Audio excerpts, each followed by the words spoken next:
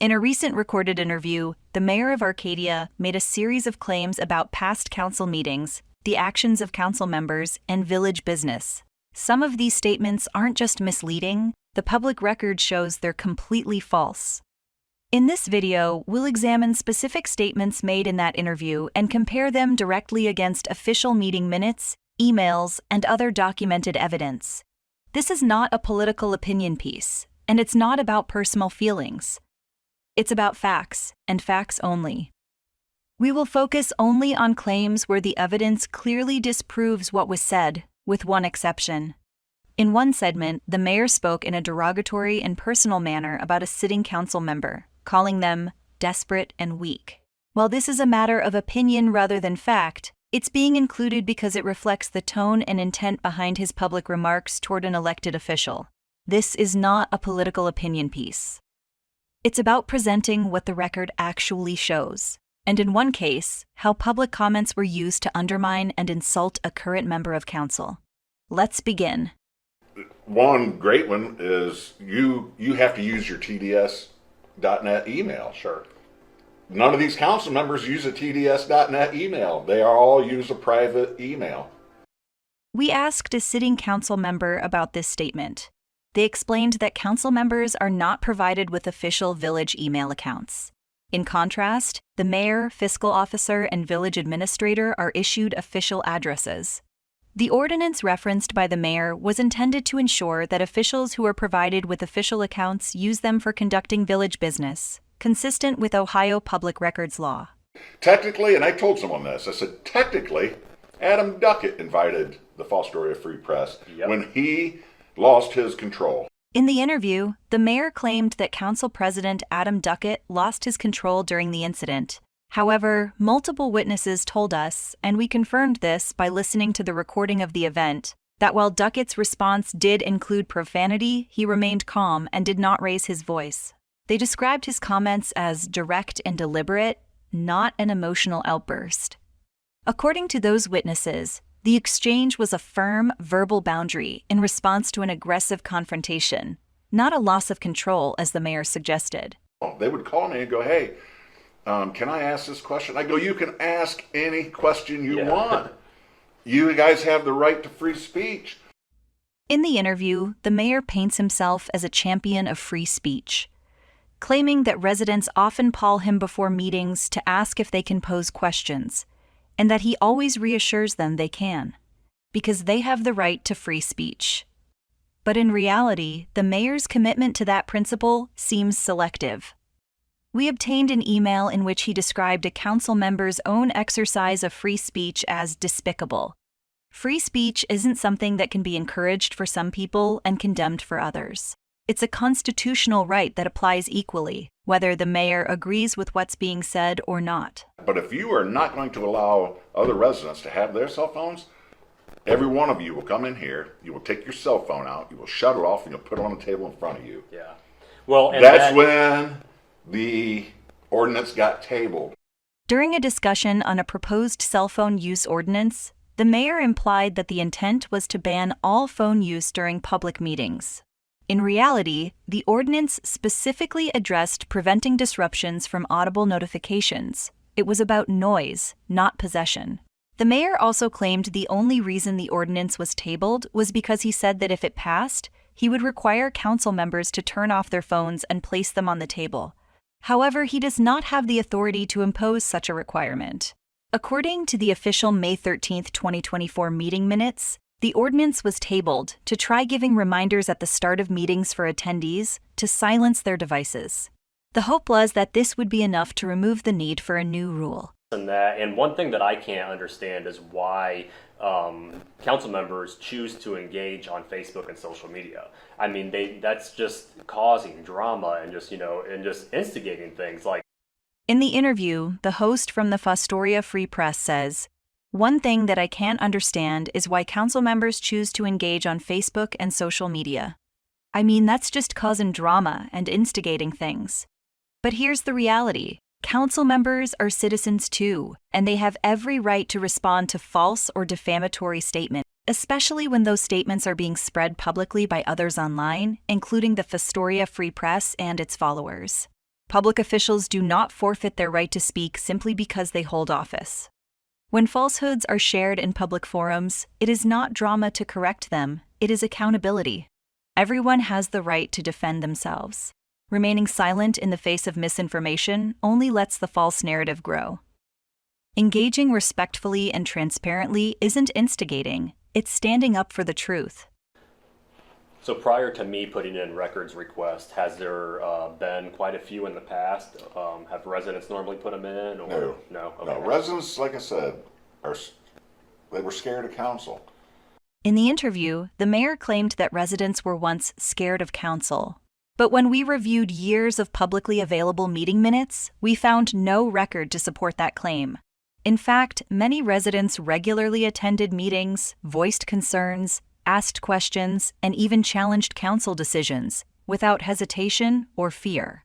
The official minutes, which are published and accessible online, reflect open participation, not a pattern of intimidation or silence. We found no evidence of widespread fear, and certainly no indication that residents were afraid to speak up. I can imagine the belittling that went on prior to me getting elected. While this may sound like a casual comment, it implies a history of mistreatment by past councils without any supporting evidence. We reviewed the official meeting minutes from 2024 and previous years available on the Village of Arcadia's website. There are no records of council members belittling residents, nor any formal complaints or discussions reflecting such behavior. It's important to distinguish fact from speculation.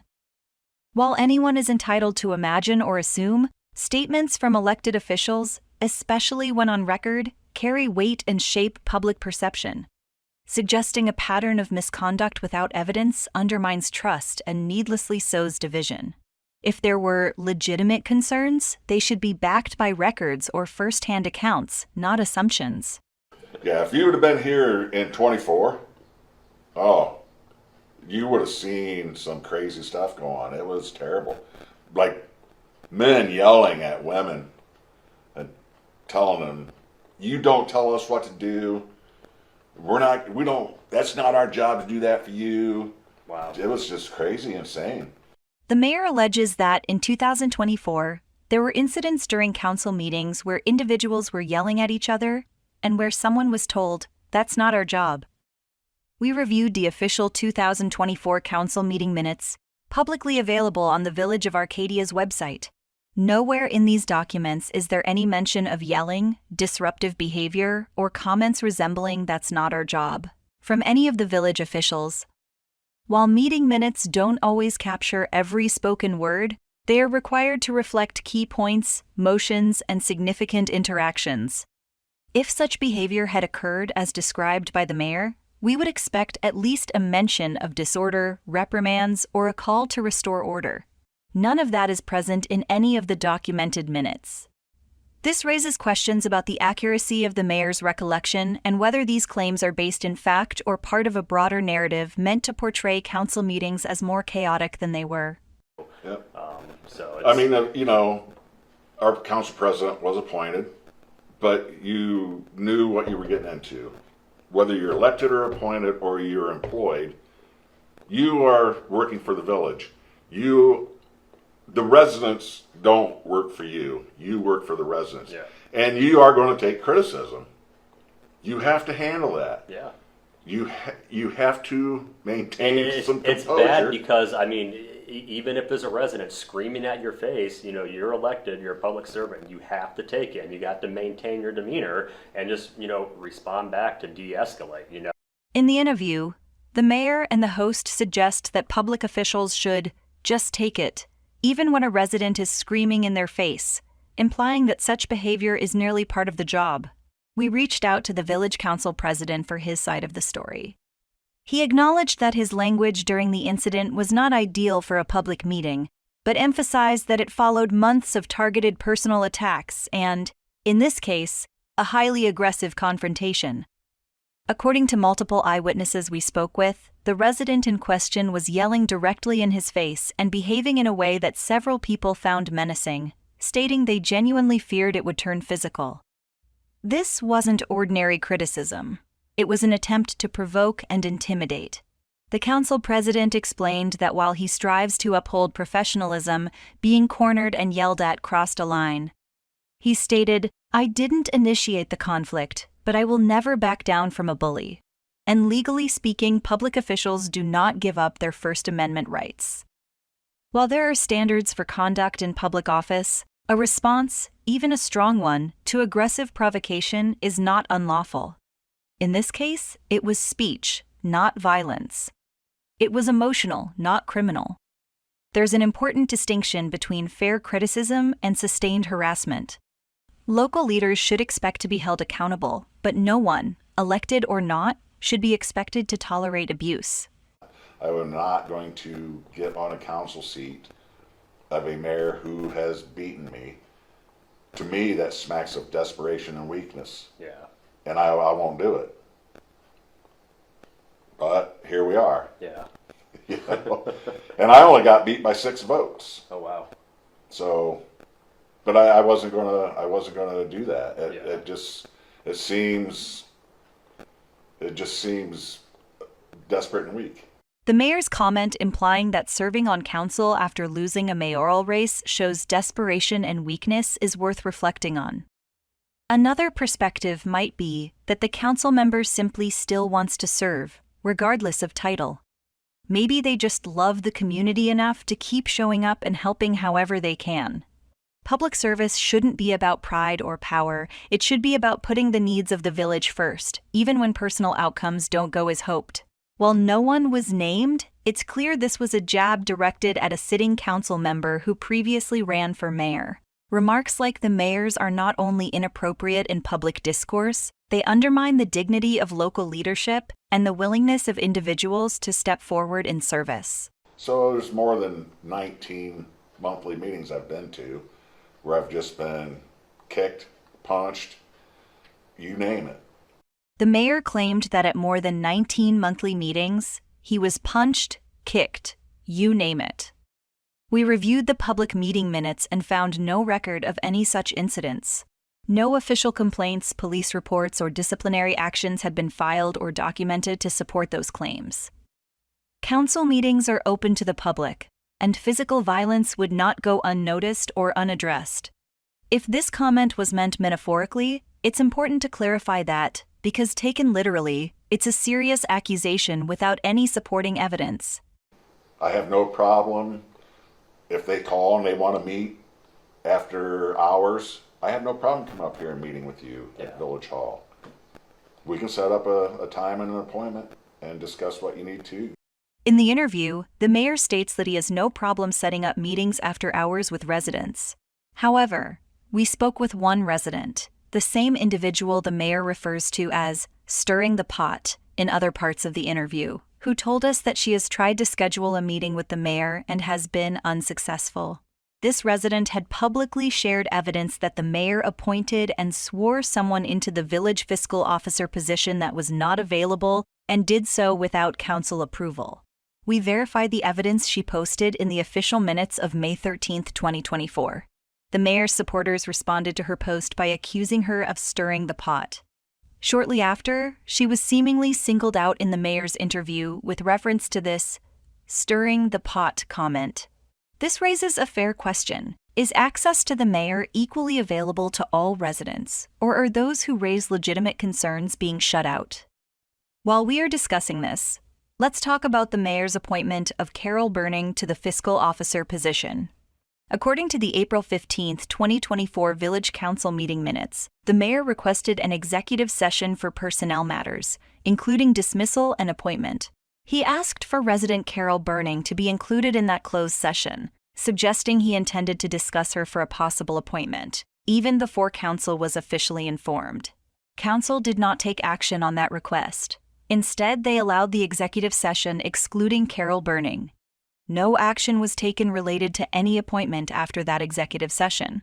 Then, at the May 13, 2024 meeting, it was confirmed by the solicitor that Carol Burning had already been appointed and sworn in as fiscal officer on April 15, 2024.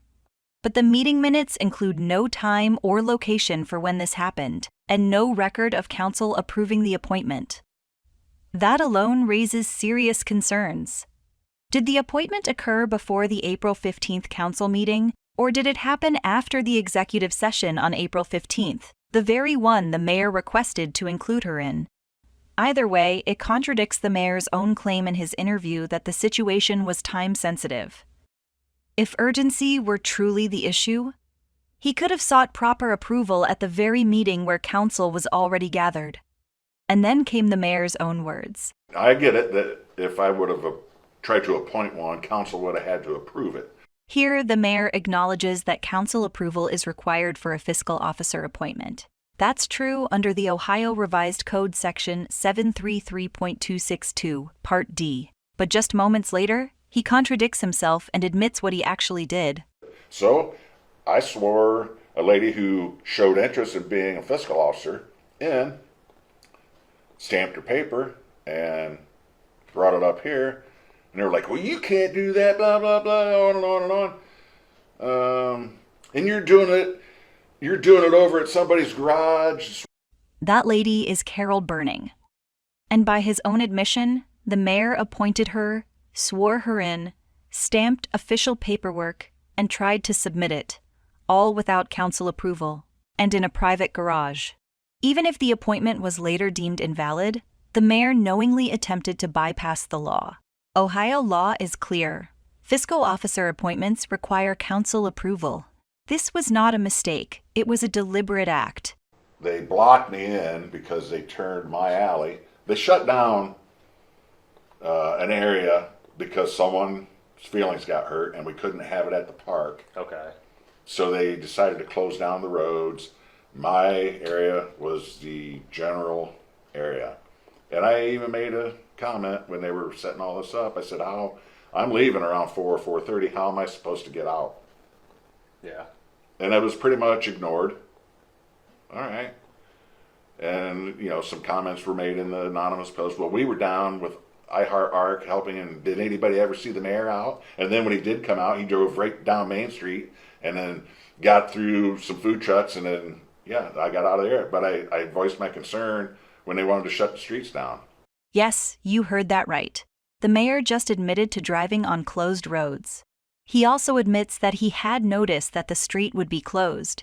This is a direct violation of Ohio Revised Code Section 4511.12, which states the following: no pedestrian, driver of a vehicle, or operator of a streetcar or trackless trolley shall disobey the instructions of any traffic control device placed in accordance with this chapter. It could also violate Ohio Revised Code Section 4511.20 if any pedestrians were in the area. This code section states the following: no person shall operate a vehicle, trackless trolley, or streetcar on any street or highway in willful or wanton disregard of the safety of persons or property. Yeah. I mean, that's just the way I think. It was purposefully done. And they'll tell you it's not. They'll say, well, no, that's not what we were intending to do. Well, everything was right there, centralized around me. The mayor is discussing the 4th of July celebration in Arcadia in 2025. While it is true that a lot of the activities and food trucks were centralized around him, that is because he lives directly behind the village hall. As you can see in this image, the main activities were meant to be between the village hall and Snyder Park, and they stretched west to Main Street, utilizing alleys.